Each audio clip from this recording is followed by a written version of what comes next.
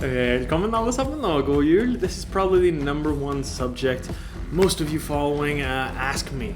I try to stay away from these subjects so as not to pander to the Facebook and Reddit pagans who are all descendants of Ragnar, but it is the holidays and I thought I would give a little something back to you all for being such loyal viewers, but mainly it's because I want to give you guys some other ways to trace your ancestry other than doing DNA tests, because guys, I would really suggest you don't get these mainstream popular DNA tests. Before you get one for yourself or as a gift for one of your loved ones for Christmas, please do some research. Questions like who owns these DNA testing companies, what are they doing with your data, who is buying up all that data in massive waves. And on top of all that, DNA tests are not the most accurate things in the world either, so if you do want to do it, I'd really suggest you find an ancestry DNA testing company that compares your results to something like ancient skeletons or archaeological finds from previous times in history, and a company that doesn't sell your DNA to all manner of third parties around the world. That's about all I'll go into for this video here. If you've already taken a DNA test, no need to get offended. I have all the love and respect for all of you. You're my people. You have a love for your ancestors, and where you came from is important to you. So I consider you all brothers and sisters in this regard, and nothing but respect. This video is just to show that there is an alternative. There are ways to find out your ancestry that are more reliable and safer. So here we go. First of all, Viking, as most of you know, was more of a profession. They were kind of the upper class of Scandinavians in the Viking Age who engaged in piracy. So Vikings really were just a small kind of elite minority of the population in Scandinavia at the time. But those are of course the people that we have the written records and the sources about. They're the ones who go down in history. But a little quick background. Scandinavia, it's actually very hard to trace your ancestry back more than 200 or 300 years with certainty. There are many other places in the world, the US especially, who have kept detailed records of their ancestry and their family tree going back a very long time to the first settlers and even further back with their family crests or clans in the United Kingdom, just to name a couple of examples. This is easy to trace their ancestry back for a very long time. In Scandinavia, it's almost always royalty or nobility that have a family tree like that can trace themselves back 1,000 years in time. So yes, absolutely, if there is any royalty or nobility in your family, you may be able to trace your family tree all the way back to the Viking Age. Regular families, however, in Scandinavia, they're going to have a very difficult time tracing back their families to much more than a few hundred years ago. It was the 1600s that Norway, for example, first started recording their births, marriages, baptisms, funerals, and all these records are very hard to get access to, by the way. They're called kirkeböcker, and they're written by priests in the past few hundred years, and they're often still kept in rural parishes in the oldest churches or town halls at the time. So it's something like that. Some of it you can find online, but most of it you actually have to go there and get help to look it up. So much to the extent that there is actually a service that some of the experts will provide you to trace your family back. There's even a funny Norwegian game show about it called Alt for Norge, where Americans basically compete and the winner will have some experts look into their ancestry and find out where they came from and meet their living relatives. On top of that, to make it even harder, in Scandinavia all the way up to the 1700s and 1800s, most people still had patronymic last names. Like, say, my dad's name is David, for example, so my last name would have been Davidsson or Davidsson if I was born a couple hundred years ago. Iceland, by the way, still carries this culture of patronymic names.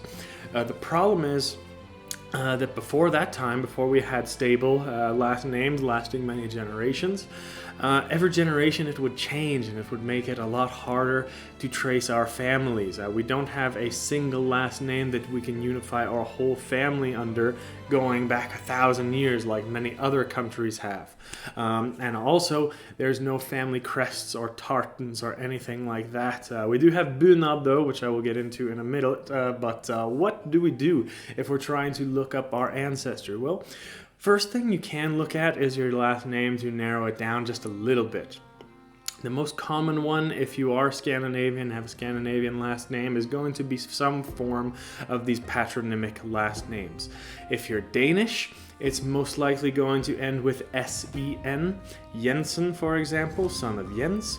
In Swedish, it's almost always going to be spelled with son, as like two S's. Andersson, for example, son of Anders. In Norway, both can be found, S-O-N and S-E-N. S-E-N is more common, but it can also be the son, S-O-N, usually just with one S as opposed to the Swedish two S's. So if your last name is one of those, son or sen, let's say Hansen, for example. What happened was sometime in history in the 17 to 1800s, they decided, oh, the hell with it. I'm tired of all these patronymic names changing every generation. From now on, everyone born under this guy is going to be, his name is Hans. Everyone is going to have the last name Hansen from now on. And that has lasted until today. And if you have one of those names, you should be able to trace your relatives back to the 1800s at least, if this happened. You should then be able to find an ancestor in a location, and you can explore a bit more in that location. Which village did you come from? Which region? Also very common, you will find many Scandinavian last names as place names. My family's included, Efterdal.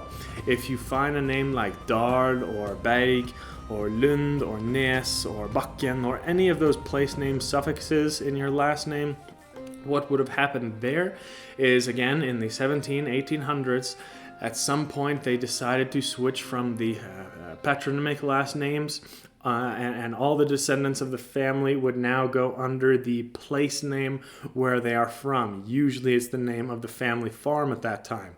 Most of the time it would have been in big events like a war or something like that, like say all the Norwegians from the countryside gathered to fight against Sweden, for example, and the generals say, oh, fy fan, you're the 20th fucking Hansen I've met today. Where are you from? Oh, you're Efterdal in Vetfold, Efterdal farm. Okay, your last name is now Efterdal, okay? So this is another way you can trace your ancestry. Is your last name a place name, potentially? You can then look it up and check the oldest county records of that place name. It may not be easy, guys. You might have to go there to these old parish offices or these old churches where these records are kept. It might be like an old church, like I said, a courthouse, town hall, whatever. And records, like I said, even there don't go back that far unless you come from royalty or nobility. Most family records don't go back much further than the 1700s. But the record is going to be there. I'll put a couple links down below. You may be able to find some information online, but if not, you're going to have to find where your family called home, and you're going to have to actually go to these places or call them and have someone help you look up your family tree and these oldest county parish records that they have. But here's the cool thing.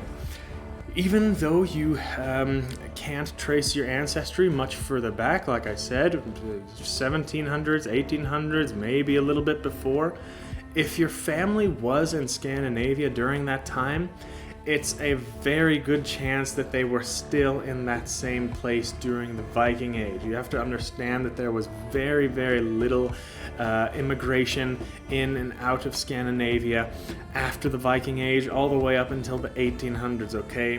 When you compare every other country in Europe during that time period, anywhere from, let's say, the 1200s to the 1800s, there was massive migration everywhere in and out of the countries.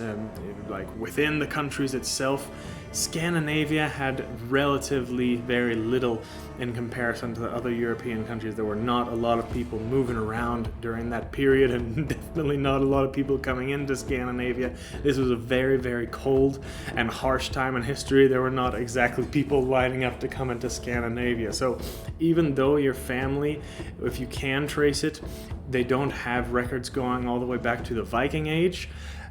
Like I said, there's a very good chance if your family was in Scandinavia, living there on a farm in some rural village in the 1700s, it's a very good chance that they were in that exact same area during the Viking Age too. And then we can read the sagas, we can read the old sources, we can read who lived in these places, what kinds of families, what were they like. So, what if you can't though? What if you are one of the millions of descendants of Vikings, that left Scandinavia before records started to be kept? What about all the descendants of Vikings in France and England and Scotland and the east of Europe all the way to Istanbul? Well, the cool thing is you guys actually have an easier time tracing your ancestry back to the Viking Age, even to specific individuals. Let's start with an easy one. Scotland. The cool thing about you guys is the Tartans themselves are a family tree, basically unifying a clan for a very long time. We have family names and clans like Gunn, MacDonald, MacDougall, MacLeod. They all have confirmed historical records that they can trace their ancestry back to the Viking settlers of Scotland. Same thing with pretty much any of the Scottish people from the Northern Isles and any of the coastal regions. Big Viking immigration and influence there. And by the way, some of the greatest sources again are the Norse sagas. Orkneyinga saga is maybe the best one that we have, where you will be able to read about a confirmed ancestor, potentially, all the Norsemen and chieftains who settled the Scottish Isles. The Irish sources, the Irish Annals, also go over the Scandinavian settlement of Ireland. And same thing there. We can find some family names that confirmed can trace their lineage back to very specific individuals coming from Scandinavia in the Viking Age. Iceland, even better. If you're Icelandic or you have any Icelandic ancestry in there, the Sagas of the Icelanders is a great source because they really go into great detail about the families and locations that were settled by the Vikings, to even place names that are still much in existence there today. And many of them can trace their descendants today in Iceland. England, there's definitely plenty of family and place names too that come from the Danish settlers, although there's not a ton of records of direct lineage there. It's a pain in the ass. As for mainland Europe, we have the Normans, we have the northern France area. This was settled by the Vikings, and when the Normans came into England at the end of the Viking Age, I know there's actually quite a lot of English people and French people today that can trace their ancestry back to specific Vikings like William the Conqueror and his great-grandfather Rollo and other Norman nobility, especially, again, if you have that nobility in your ancestral line, they have kept records going this far back in history. As for places, like the Germany, Netherlands, I know a lot of people have Scandinavian ancestry there as well, and they settled in these areas in the Viking Age. But remember, territory of Denmark, Kingdom of Denmark, used to extend way into northern Germany, Schleswig-Holstein area. So if any of you come from that region or somewhere close to there, you're going to have quite a bit of Scandinavian or Viking ancestry. We can speak about Eastern Europe, getting into Eastern Europe as well, definitely, although again, it's only noble families that can trace their records back to specific Vikings that lived in the Viking Age there, like the early princes of Kiev and Novgorod and the rulers around then. They were Scandinavian, they were still speaking Old Norse as late as the 11th century, and there was always a big communication and trade and friendship between the Rus in the east of Europe and the Scandinavians back home in Scandinavia. Like I said, the nobility. There's many sources for this in the King Sagas of Heimskringla and also the Rus Primary Chronicle. You might find some info there as well. As for further south into Europe, and even towards the Middle East, sure, the Vikings did go there and they left a big impact, and they definitely left some descendants there as well. Look at the Varangian Guard, for example. There was not just a couple little tribes of Norsemen coming into the Byzantine Empire. There were many, many hundreds and hundreds serving in the armies, and many of them settled there. We just don't have any specific records of families and names. It would have been, though, it would have been a big Norseman in Constantinople who impregnated a pretty Turkish mistress or something like that. And that's about all I have for you guys. Main thing you can do, like I said, is check your family tree as far back as you possibly can. Go on all sides. Go in maiden names, your great-grandmother's name, great-grandfather's name, great-great-great-grandparents, as far back as you can, everyone, and try to find out where they called home, a specific village or pinpointed region, as close to that as possible. Pair that with some of the oldest family records that we have and written accounts from the time, and that should give you a great start to discovering your ancestry. And then you know what, guys? Just look in the mirror, okay? Are you tall? Have you got beautiful, bright blue eyes, blonde hair, dashingly handsome?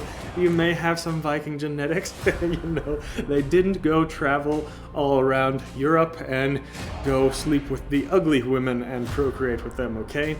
You know, things also like strong facial features, a broad and large forehead, sharp eyebrows, narrow face and nose, distinguished jaw. There are just a few of the most common features known to be prominent in Scandinavia today, and actually genetic features that we have taken tests on. Skeletons from the Viking Age, and they had the same look, the same thing back then. So like I said, there's no need for DNA tests, guys. Just knowing as much about your family as you can and looking in the mirror, that will tell you everything that you need to know. So hope you enjoyed this. If you have a friend interested in getting a DNA test to find out their Viking ancestry or family member, yeah, you can do that, or you can just send them this video and send them the links below, because you might find a lot more information there that will help you track your family, and those links below, which I will post, like I said. But that's all for today. Hope you enjoyed and hope that helps. Vi ses nästa gång.